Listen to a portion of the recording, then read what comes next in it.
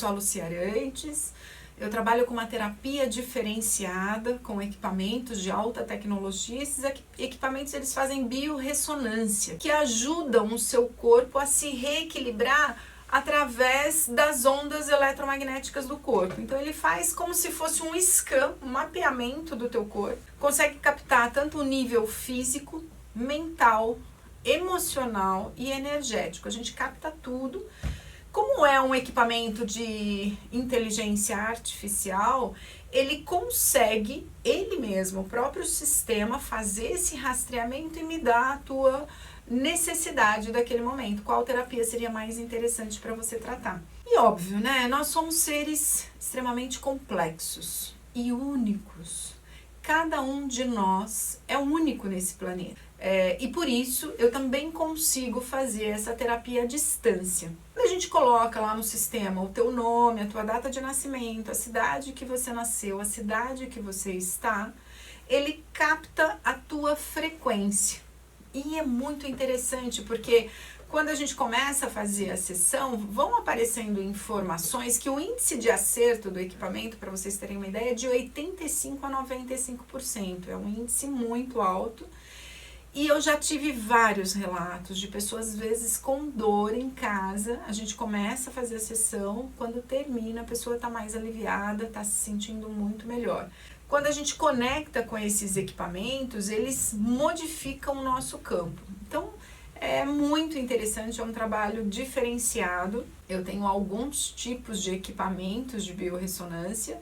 Então, a gente olha não só as questões físicas, como as questões também emocionais e de relacionamento. Porque às vezes aparece, né, na própria sessão, no equipamento, um conflito. Estava tratando um garoto, um menino de 6 anos, a queixa era que ele tinha explosões de agressividade, muita agressividade, e aí ele entrava num surto, numa briga. Depois dessa explosão ele se acalmava, ele ficava mais tranquilo e conversando com a mãe, contou um pouco de tudo que tinha acontecido, né, com ela. Ele era o filho mais velho e tinha uma irmãzinha. E a mãe, quando engravidou da filha, ela teve várias complicações. E essas complicações, tanto durante a gestação, teve que fazer muito repouso, não podia pegá-lo. Ele é um bebê praticamente, uma criança de 2 anos. Parto da mãe teve N complicações. Ela não voltou imediatamente para casa. Quando ela voltou, tinha muitas dores e o contato dela com ele ficou muito debilitado. A dificuldade dela também de cuidar da pequenininha. Quando eu fiz a sessão, apareceu para mim um medo, um pavor de mulheres grávidas. E lógico, né, depois de uma entrevista com a mãe, eu entendi por que era esse problema, por que era esse trauma que ele vivia. Então, aconteciam algumas coisas e ele surtava, ele ficava extremamente agressivo. Lógico, uma criança que perdeu a mãe muito cedo, no sentido de afeto, de carinho, de cuidado, a mãe pouco disponível em função do problema de saúde, então assim, muita dor, muita dificuldade. E óbvio, aí teve um conflito gigantesco entre os dois e aí a gente começou todo um trabalho voltado para essas questões. Lógico que a mãe também tinha as questões dela para lidar com ele, né? Então, assim, quando a gente fala de relacionamento, é muito mais complexo do que a gente imagina. Eu tô falando de um relacionamento mãe e filho numa situação que não teve saída, não teve alternativa. As coisas aconteceram de tal forma que tanto o garoto teve que passar por essa situação quanto a mãe. Também, uma outra questão nos relacionamentos que tem muito a ver com a questão do respeito. O relacionamento afetivo, a gente tende às vezes a descarregar nessas pessoas que a gente mais ama tudo aquilo que a gente fica bravo, com raiva, frustrado. É como se nós tivéssemos uma certeza de que essa pessoa não vai embora. Só que a gente começa a magoar, a minar a relação. E algumas pessoas veem de uma forma dizendo o seguinte, às vezes a gente começa a discutir e um acaba ofendendo o outro. E o respeito ele é fundamental para que você tenha um bom relacionamento. Quando você não respeita a pessoa que você ama, a pessoa que você convive, a pessoa que você compartilha a sua vida, o amor não flui. A gente começa a perder algo muito importante. Começar a criar mágoas, né? E veja bem, pessoas que têm o hábito de falar com os amigos e aí de xingar, isso é normal, mas a gente tem que cuidar das nossas relações afetivas, das pessoas que estão muito próximas, com mais amor, com mais respeito. Evitar xingar, evitar ofender, evitar discutir na hora que você tá bravo, nervoso. Por quê? Porque você vai extrapolar, você vai falar coisas que não precisa. Quanto mais essa relação ficar fragilizada no sentido da agressão, no sentido... E pode ser que você fale um monte e o outro não diga nada, mas não quer dizer que o outro não tá sentindo, não quer dizer que o outro, porque te trata normalmente, não guardou aquela mágoa, aquele ressentimento. E isso vai distanciando, vai abrindo um abismo entre as duas pessoas. Esse abismo, quando ele existe, é muito fácil romper. E romper no sentido, no pior sentido da palavra, romper com raiva, com agressividade, e quem paga normalmente a conta são os filhos. Que tá tudo errado, porque filho não tem que se meter em briga de pai e mãe. Filho não tem nem que saber, não tem nem que ver a discussão do pai e mãe. Eles precisam ser respeitados, eles precisam ficar no lugar deles. Quando um filho vê um pai agredindo a mãe ou a mãe agredindo o pai, naturalmente ele vai tomar as dores de um ou do outro. E aí a gente começa também uma dificuldade em estabelecer o respeito. Onde não tem respeito, não tem equilíbrio, não tem amor, não circula o amor. Se eu desrespeito meu pai porque ele é agressivo, porque ele critica minha mãe, ou ele xinga minha mãe, ou ele bate na minha mãe, a minha relação com ele está comprometida. E mais do que isso, a minha vida também está comprometida. Então, eu preciso olhar para o meu pai, para minha mãe, com respeito e deixar o que é deles com eles, né? Mas a gente tende a proteger, a tomar as dores, a entrar no meio da confusão, a criar uma briga, né, em partido de um ou do outro. E isso nos coloca numa posição muito vulnerável, porque se vocês ampliarem a lente de vocês, se vocês olharem com, assim, coração aberto, mente aberta, vocês vão ver que provavelmente o que está acontecendo aí com você, com a tua família, com o teu marido, com os teus filhos, é um padrão. E pode observar que se você olhar para trás, você vai ver o teu pai com conflito com o pai dele, se você tiver informação, talvez o pai dele com o teu bisavô, enfim.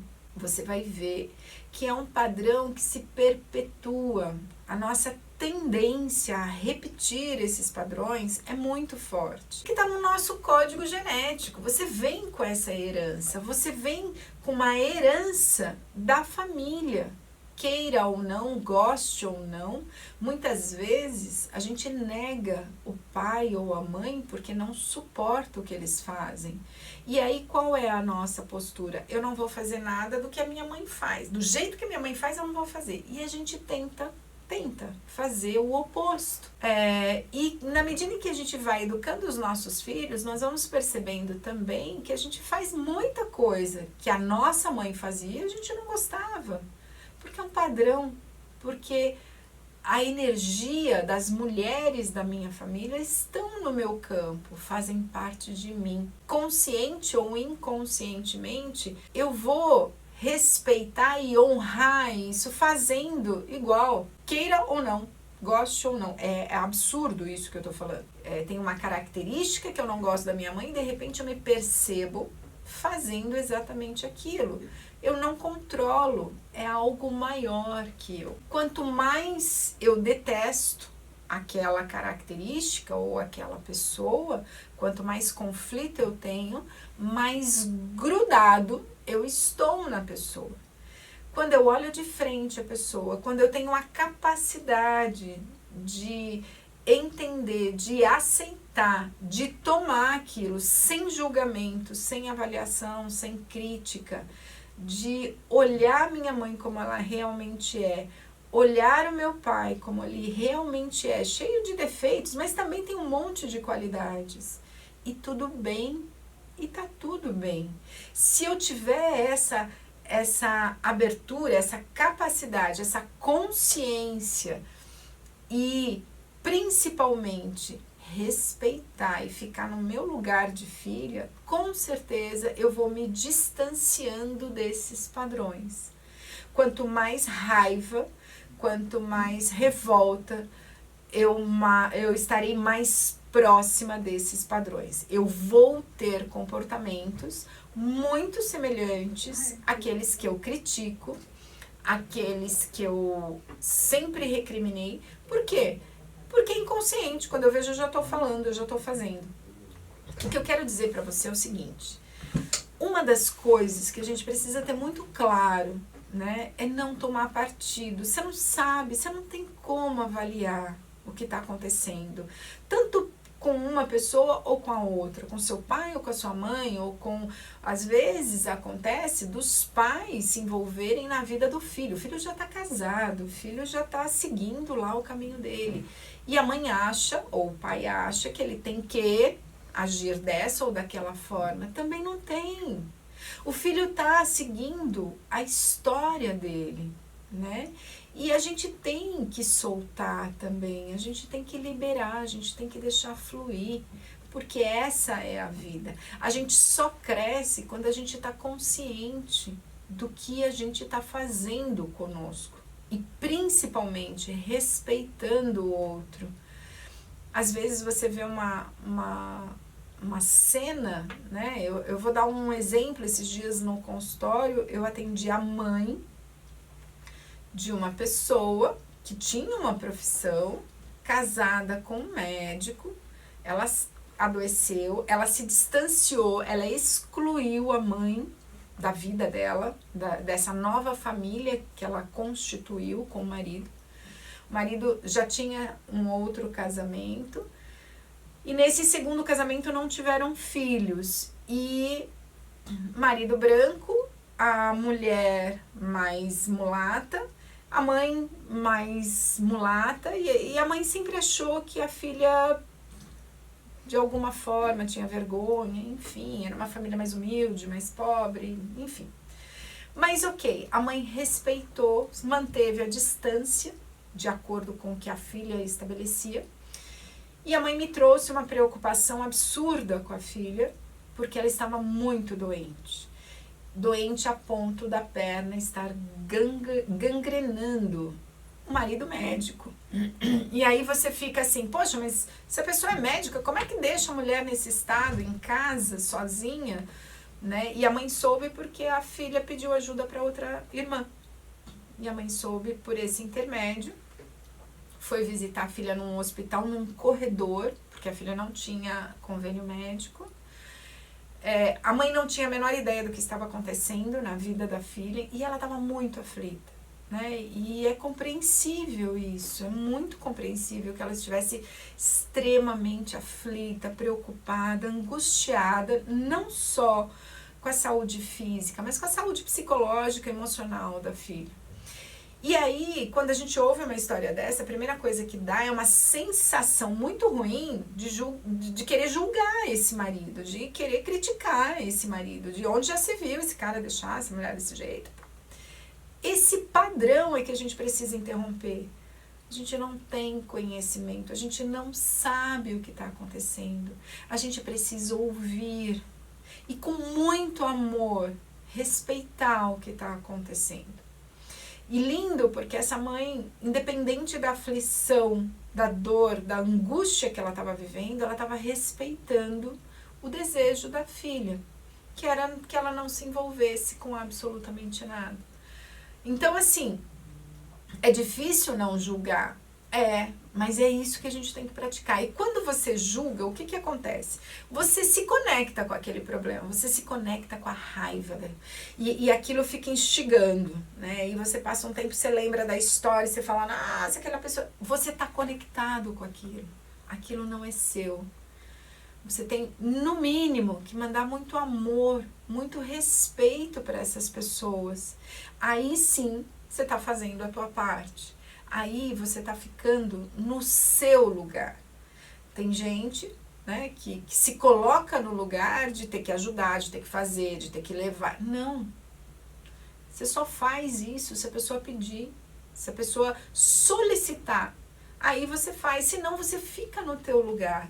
Esse é o seu lugar. Cada um de nós tem as nossas histórias, tem as nossas, os nossos aprendizados. A gente não precisa, né? Eu não estou dizendo que você tenha que ser egoísta e não olhar para ninguém, não ajudar ninguém. Não é isso. Muito pelo contrário. Você tem que ser amoroso com todo mundo. Mas você só ajuda quando a pessoa solicita. Senão você vai dar algo que a pessoa não precisa, e isso também é desnecessário, isso é infrutífero, né? Então, a pessoa não está com sede, você soca lá um copo de água nela e vai tomando, vai tomando. Não! É aí que a gente precisa ter muito claro qual é a nossa posição diante do conflito do outro e principalmente diante do que é nosso. E cabe a nós também não julgarmos, não criticarmos, nem pai, nem mãe, nem irmão, nem ninguém. Por quê? Porque cada um é único e cada um está passando o seu processo como pode. Cada um faz o que pode. E se eu aceitar isso, eu tenho claro que eu também estou fazendo o que eu posso. Eu estou fazendo o meu melhor. E mesmo que o melhor do outro, eu não gostaria que isso acontecesse, mas ok, é do outro. Então, é um pouco disso que a gente olha, né? A gente olha isso e com a expansão da lente, da visão, você começa a olhar de uma forma muito mais ampla, muito mais consciente, e isso te ajuda num processo de mudança significativo. E eu quero convidar vocês para conhecer o meu trabalho. Vou passar os meus telefones, 50 49 0863. Você pode me mandar um WhatsApp no 11 98 654 0880. O objetivo é que a gente tome essa consciência. Não é fácil não julgar. Não é fácil você olhar para a pessoa que você gosta e está acostumada a xingar, uma falta de respeito. E quando, presta bem atenção, quando a gente perde o respeito verbal, para a gente avançar para a agressão física é 1 milímetro. É uma relação de muita intimidade. Se você perde essa linha do respeito, para você quebrá-la é muito mais fácil.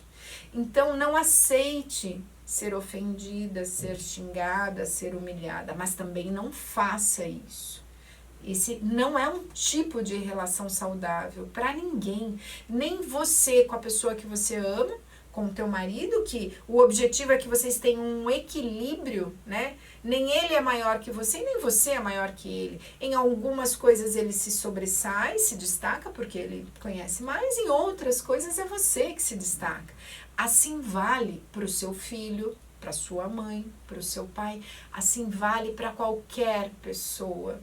Quando a gente quer ser respeitada, a gente precisa respeitar o outro. A gente quer que as pessoas entendam qual é a nossa demanda, a gente tem sim que respeitar qual é a demanda do outro, mesmo que o outro me diga não. E aí é a minha capacidade de aceitar o que vem. Essa é a vida. E você não vai mudar nada, você não vai mudar ninguém. Agora, como você recebe isso e como você lida com isso, essa capacidade é tua, não é do outro. É você que vai lidar com isso, com essa situação chata, com essa frustração de uma outra forma. E isso é muito importante para você. Então me manda um WhatsApp no 11 98 654 0880. Gente, Lucia Arantes Oficial, aguardo vocês lá seguindo a minha página. Um grande abraço, até semana que vem.